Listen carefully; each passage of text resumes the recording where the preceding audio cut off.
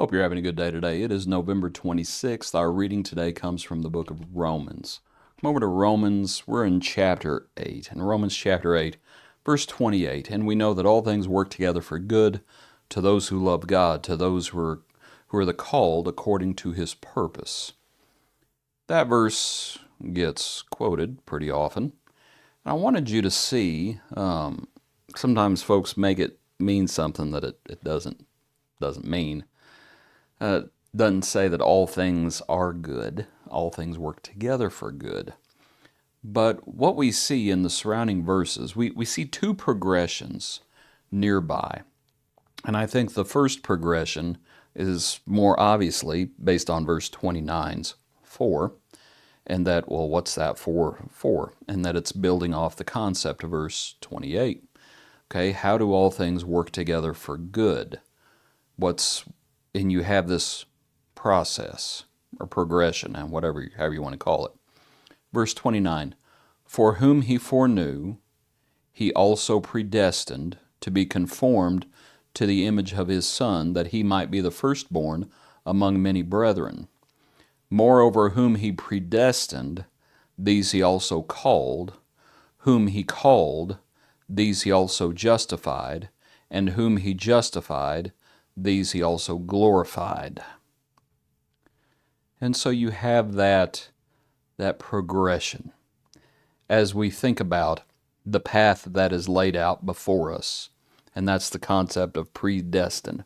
Not predestined individually, but we have the path. And then we have the called.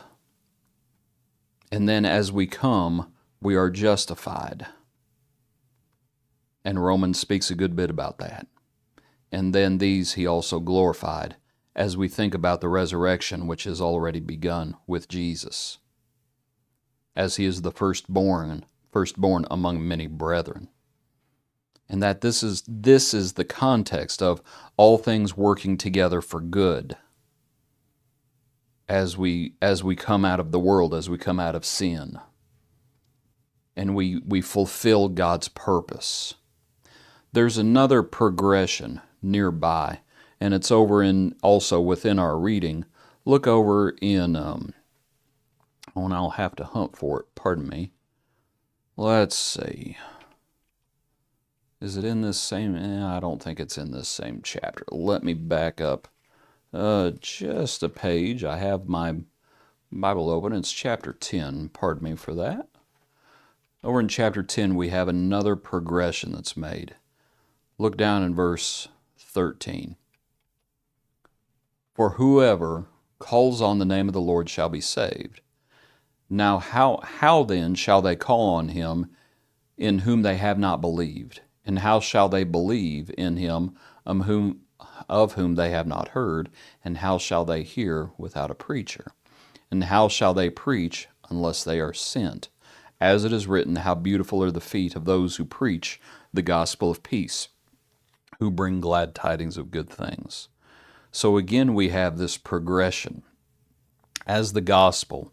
Before it was in the pen, it was in the men.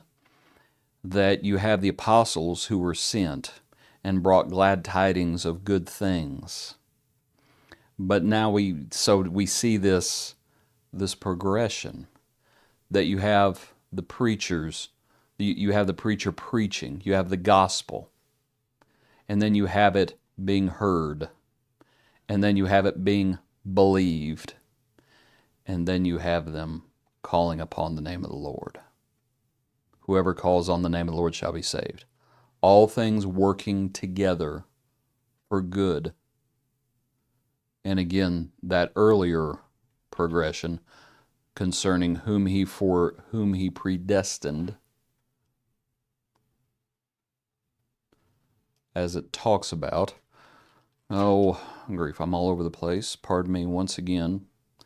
Earlier in verse 29, for whom he foreknew, he also predestined to be conformed to the image of his Son.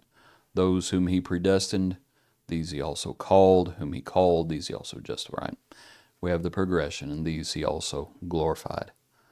So I just ask you to consider those two passages in light of explaining all things working together for good. As I said, sometimes folks look at that and they think, oh, all things are good. Earlier in the same passage, it talks about the sufferings of this world are not worthy to be compared. And that's chapter 8 at verse 18. They are not worthy to be compared with the glory which shall be revealed in us. Earlier in verse 11, if the spirit of him who raised Jesus from the dead dwells in you, he who raised Christ from the dead will also give life to your mortal bodies through his spirit who dwells in you. Right, all of these things, this is what works together for good. For those, by the way, again, all things work together for good to those who love God. Do you love God? Do you love God? We know what 1 John says. If we love him, we keep his commandments. Speaks a good bit about that. Jesus spoke about a good bit about that. If you love me, keep my commandments.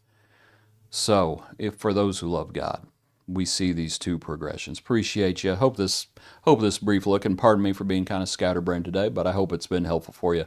Hope you have a good day. Join us tomorrow for another brief look into God's Word.